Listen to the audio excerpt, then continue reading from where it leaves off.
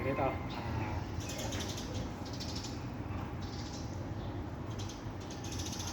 Sa mga kagaya ko na malakas kumain o ano, kailangan ko rin ng extra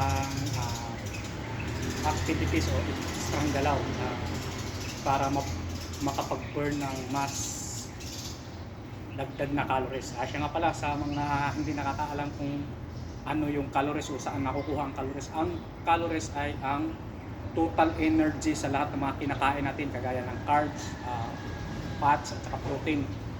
Yun yung mga nakukuha natin sa pagkain. Ang total energy doon, yun yung tinatawag na calories. Kaya sa mga kagaya kung malakas kumain, hindi sapat yung pagbubuhat lang sa gym. Sa gym kasi ilang calories lang yung nabuburn mo. Kaya kailangan natin ng extra galaw o ano. Wala namang specific na galaw na dapat mong gawin. Kahit anong galaw, basta gumagalaw yung katawan mo, gumagamit ka ng energy or calories. Kaya let's go! Ito na, weekend kasi ngayon, kaya wala naman tayong big boss. Kaya ako lang muna. Saka baka sabihin yung nagpapapansin lang ako at saka ano yun, pasikat sa amo. Noon pa talaga ginagawa ko nito. Kasi yun yung purpose ko.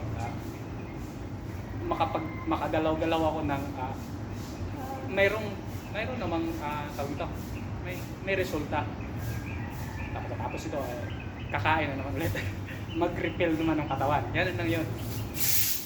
Calories in, calories out. Ito na yan.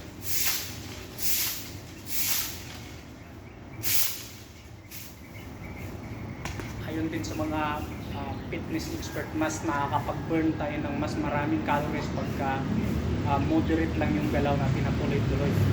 Kaysa nagbubot sa gym, intense tapos magpapahinga ka, ibig sabihin, mababa na rin naman yung physical activities mo, kaya bumababa na rin ang pag-burn ng calories. Yun yung pagkaintindi ko.